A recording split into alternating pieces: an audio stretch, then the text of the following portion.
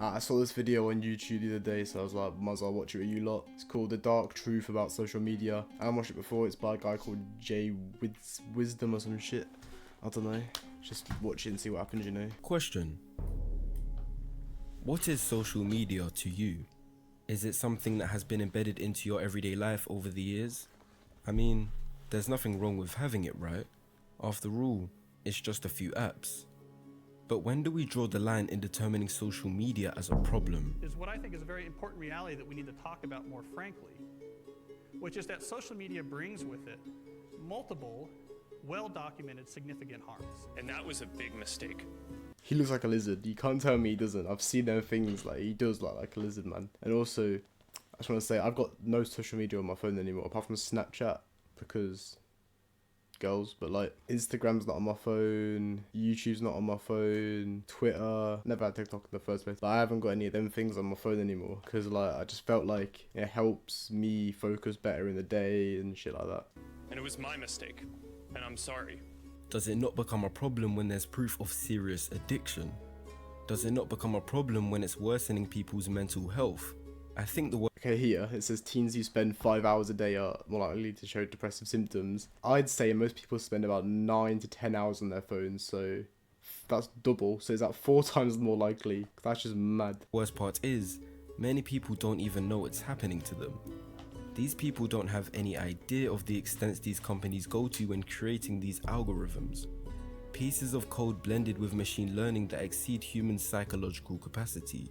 And when you take a deeper look into the problems this causes for people, you'll understand that serious changes need to be made. In this short documentary, I will be breaking down the side of social media you don't see, and getting you out of the hole you might have not realized you're in.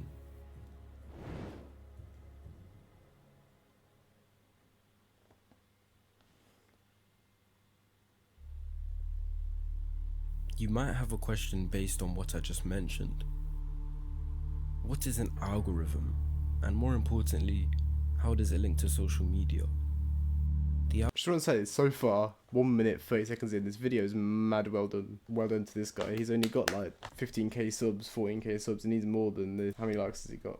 1k. Come on, boys. I've only got 23 subscribers, but like, come on. The algorithm is something very complicated, so I'll try my best to provide an answer as concise as I can.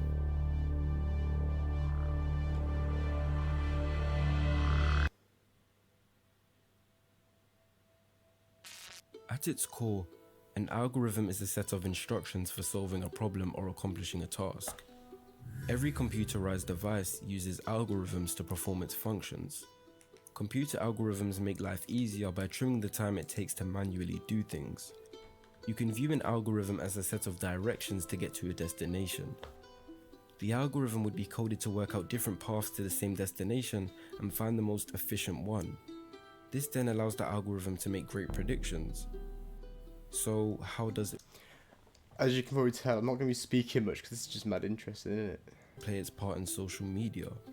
When it comes I'll let you know when I think about things or whatever, but like, to social also Instagram's logo has changed mad. It's like now pink. media's algorithms, everything we engage with, for example liking a photo on Instagram, gets recorded so the algorithm can make better predictions to show you something similar next time. As it follows your moves, it gets a better understanding of who you are as a person. Every piece of data is used to figure out what's going to keep you That is just mad creepy though, innit? Like, this computer knows so much about you. interested enough to stay on the app because that's their goal.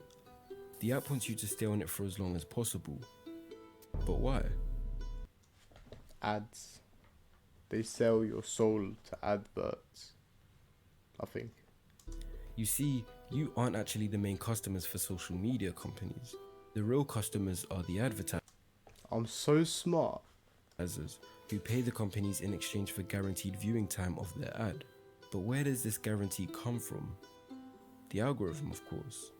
After the algorithm has determined what type of person you are, they can then promote ads to your feed related to your interests, which tends to make advertisers more successful in reaching their target audience.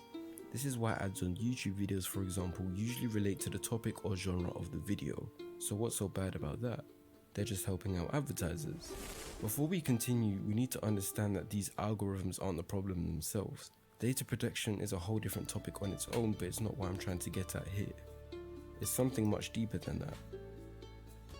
So are you willing to explore this problem with me? Yes, I am.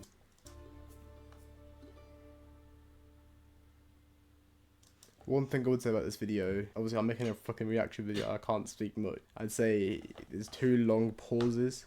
I'm not sure if that's because my brain's being slow today, but I feel like there's quite a long spacing out. It could be because of what I've taken earlier, but like I feel like it's spaced out quite a lot. Like that's been at least like 10 seconds of just no words. And I feel like this is where people would lose like attention. So if not the algorithm itself, what's the real problem here? I mentioned that these apps, Like it's a well-made video, it's a documentary, so like yeah. But for YouTube, you need the fast-paced edits and like shit. due to the algorithm, can now make great predictions of what content you will enjoy viewing. And most of the time, they're right. How many times do you just open up a social media and the content you desire is already there without you even having to search for anything? The reality is, I feel like that doesn't happen for me anymore. Like when I do go on like YouTube or whatever, I tend to like find that like nothing I hear or want to watch. I'm just scrolling for ages, and I feel like that's bad as well. I don't know if that's part of the algorithm or whatever, but I feel like my YouTube's turned to shit. is you go onto social media without knowing what you're even looking for. That is true. You go onto it, you're like, I want something, but I don't know what. And then sometimes I get something in my mind, and I'm like, oh, I want this specific thing, and then I get distracted by things. The algorithm is just so powerful that you can trust that 9 times out of 10 is going to provide you with some sort of content you will enjoy. This becomes a psychological hack for some people. That unpredictability and randomness of what's going to show up next can excite people. Being able to open up an app and see the content you enjoy can feel like a reward, almost like a very fortunate slot machine. Because every time we check our phone, we're playing the slot machine to see, what did I get, right? You end up coming across things you didn't even know you wanted to see, but the algorithm did. This subconsciously creates a link with the stimulus, be it opening the app, with the reward, that dopamine hit from seeing desirable content. As a human being, dopamine is something you crave, so you always subconsciously have a reason to keep going onto social media. Like I've already mentioned, the advertisers are the real customers, because they pay and you don't. And some of you may be familiar with the quote, "If you're not paying for the product, you are the product." your attention is what the advertisers are really buying, and that wouldn't be worth anything if social medias didn't know how to keep you on the app for long periods of time. And does there come a point where the companies should be preventing certain things from being presented just for our attention? Like how on Twitter, fake news spreads 6 times faster than real news, as it's typically more exciting and gives the app more engagement, which is what they want. We've had innovation in Twitter's a shithole. Even with Elon Musk buying it, it's still shit. so many different areas before, but the last 30 years have allowed computer processing power to increase by literal trillions. Nothing comes close to these technological advancements, and our brains evolve at an extremely slow rate and probably can't fathom what's happening. When you're exposed to this much desired content, it releases so much dopamine that it could be considered insane not to compare social media to some sort of drug. Drugs give that Drugs are bad, kids, don't do drugs. same instant reward after use. And despite the lack of benefits provided from them, people still continue to repeatedly use them. And what does the repeated use of drugs eventually lead to? Overdose and addiction. What are them two things?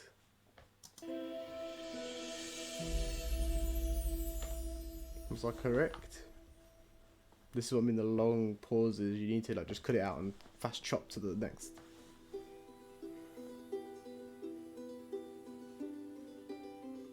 Like it's too well made for YouTube. This was a Netflix documentary. 10 out of 10. Addiction, there we go. I don't want anyone to be confused about what an addiction really is. So let me give my own simplified definition. An addiction is classed as a disorder when someone repeatedly engages in an activity that causes harm to themselves or others. it doesn't always cause harm, because you could be addicted to the gym, which isn't intrinsically a bad thing, unless go to the gym it's not a bad thing. That's what I mean. Like, addicted to work isn't a bad thing. Yeah, you get tired of it, but that's not a bad thing. You still get good rewards from it. Whereas being addicted to coding or some shit is bad, because I don't know why it's bad, but apparently it just is bad because it's affecting your body. So where does social media come into play? It might not seem like a big issue yet, but what if I told you social media can harm you not just mentally, but financially also? When you continuously go on social media for that taste of dopamine, you are breaking down years of evolution. Thousands of years ago, the main way humans received dopamine were through food, sex, and real-life experiences. These processes would have taken a lot longer to achieve back then, perhaps hunting for your own food or being able to attract a mate. Now, you don't need to put in any effort for that dopamine, as you can just open your social medias and let the algorithm provide it for you. This would cause mental harm. One thing I have a question about, like, I don't know if someone can answer in the comments for me. If people say like porn is bad, and like obviously it is bad for you, like wanking and shit is bad for you, but did they not used to do that in the old days as well? Like, not obviously the porn bit because it didn't exist, but like, did they not wank back in the old days as well?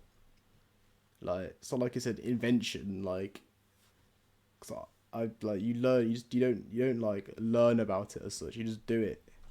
Like, I feel like they must have done it in the past. Maybe they didn't know as much, and the porn makes it more addictive. But I feel like people have always done it. Like, monkeys do it and shit, don't they? Like, my dog humps the floor. That is the same sort of thing, isn't it? So I want, like, to explain, like, I don't know.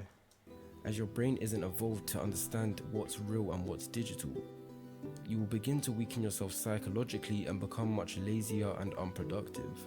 This might seem like a minor issue to some, but this problem then begins to trickle into different areas of your life, such as leading a more unhealthy lifestyle due to this new lazy attitude, developing less real-life friendships, and many more that I could talk about. But what about financial harm? Social media is free after all, right? I think the worst thing is that on the flip side, social media can literally be used to make a career. YouTubers brings us to an overall grand total of... What's his name? Ali something. He's a G though. I don't know what his name is. Ali. I don't want to be racist. Ali. He's a doctor. I know he is. That's not racist. He's a doctor, and he's also a YouTuber and a business owner. Look, that's his like total income. Look, that's mad. £1,013,000, which for the Americans among Hey, doctor, look, you see the top 22k. That is mad low for a doctor as well. us is 1.362 million US dollars. Yeah, like Not anymore. The exchange rate's like. this is just absolutely absurd. Instagram influencers Lele freaking ponds. and those as such have seized the opportunity to use social media. How do you make money off Instagram posts? I get the ads or whatever, but I mean, not ads. I get the sponsors, but does Instagram pay you for posting? I don't think they did. To increase their wealth, but when it comes to regular people, they can do the opposite. Trying to get my Instagram followers up now. 144k a post. The better the algorithms become, the more addicted You could just post 10 things a day. You make a mil a day. you can get to social media. The more addicted you are to social media, the more time you're spending on your phone. So many people. Quick thing, if like you like YouTubers, or any of you are like big YouTubers, technically YouTube is an infinite money glitch, surely.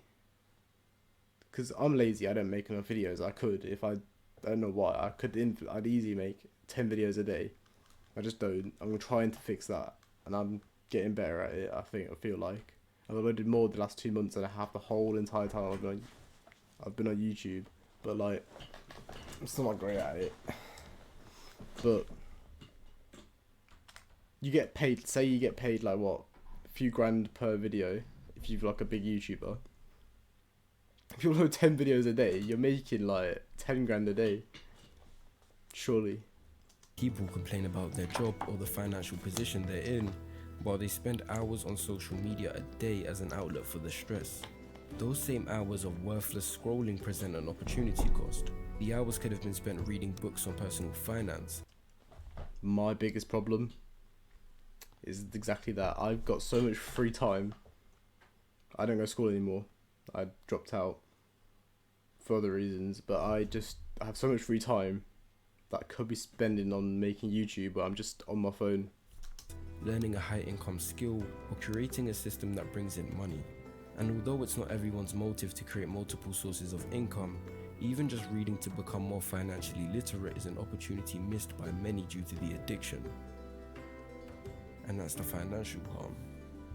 When these start coming together, it turns into a social media addiction which can be detrimental to one's life. Maybe now your eyes have been opened more about the severity of being addicted to social media. And I hope you really understand where I'm coming from in regards to it being a problem. Now, it would be wrong of me to take you this far down the social media rabbit hole and not provide a solution.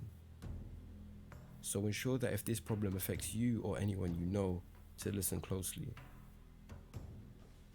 I'm listening up. Come on, reveal the secrets, come on. Dopamine detox. I went back to by accident, my bad.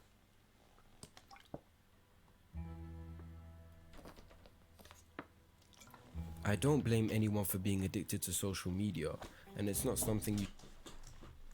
Just gonna say, I don't blame anyone... what was the first thing your eyes went to? This just shows how messed up like Instagram is. Like it pushes like the first thing. Where's thumbs? Look, that's the first thing that my brain locked onto. For being addicted to social media, and it's not something you should feel embarrassed to admit, because the reality is, it's you against thousands of engineers, programmers, and artificial intelligence on the other side of the screen. An uphill battle to say the least. Another question quickly. You know the people in like Silicon Valley that make all this like algorithms, are they addicted too, or do they like know that it's stupid to go on social media? Like, do they fall for their own trap or not? The bigger social media gets, the harder it is to stop. So it's a pill you need to swallow that you can't stop the social media business model itself. Companies would only be willing to change their systems if they could maintain or increase the money they've been making from advertising, which is very unlikely to happen as it works well for them. So maybe it's you that needs to change at this point. Let me give you an analogy. The same way a tree is more profitable to us when it's dead, you are more profitable to social media companies when you're a lazy individual who's unproductive and spends their free time looking at a screen.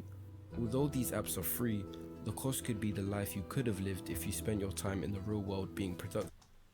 Social media is not free. That's actually mad. Instagram, YouTube. I might make a video on this actually. That's so good. I'm making a video on that now. Thanks, whatever your name is. Wisdom. You give me a video idea. Social media is not free. And working towards your goals. I don't think the overall solution is deleting social media forever or trying to ban it. That would just suggest people have a lack of self-control. And although I've shown you how powerful these algorithms are, I still think there's ways around them. First of all, you need to dissociate yourself from the addiction. And it is a point in time where people need to hard break from some of these tools and the things that you rely on. Be honest with yourself. If you're self-aware and realize that some of the factors mentioned previously affect you, then a social media detox is something I advise you try out. I'd suggest a 30-day detox, but if you feel like it should be any longer, by all means go ahead. And then during this detox, you should develop a plan for when it returns. This plan should consist of a limit on the time you're allowed to spend on social media each day. The thing is, I really want to do a detox. I've said it before, I think, in videos before. I just can't. I get like 3 days in and my brain just can't handle it anymore, and I end up on it again and I'm back in the same circular circle. And I used to preach, I don't make the videos as much anymore, I used to make self-improvement videos more, try to be like and Hamza and shit. But I realised that I'm not gonna teach him. So I sort of make some videos every now and then teaching, whatever, because I like teaching. It's one of my favourite things to do. And I want to help people out. But I just can't do it myself. I can't do the dopamine detox. And I'd really, I don't know. I feel like I should and I could. And I feel like I'm just like hoping myself, oh, it's too difficult. It's meant to be difficult, I get that. I don't know.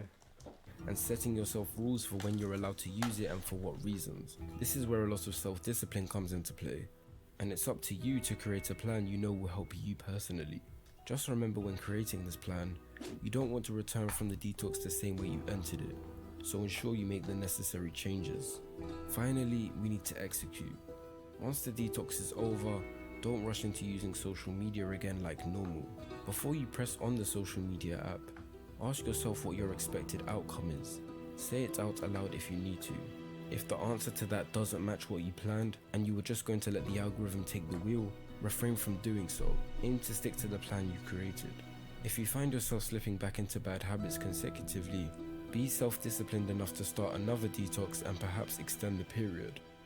The problem, whether we like it or not, has gotten so large, and I fear many people will succumb to social media's power. But I believe by implementing these tactics individually, we can live our lives to the potential set out for us and be happier overall. Before he finishes, we've got about a minute left. I just want to say, I truly hate social media. Which is weird as I'm making a video on technically social media. But I can literally feel the effects of it rot in my brain. So like last year I used to be like, I didn't use it at all. Like I completely gave up. I went on an actual dopamine detox basically. And somehow I've ended up back on it last year. I can just feel like my brain is slower. I can't do tasks as well. And my brain just, it doesn't work. I can't function the same. My focus is shorter. And I feel like it is my fault. Clearly because I let myself indulge in it again and get stuck in the trap. But imagine how many lives would be different if it just never existed.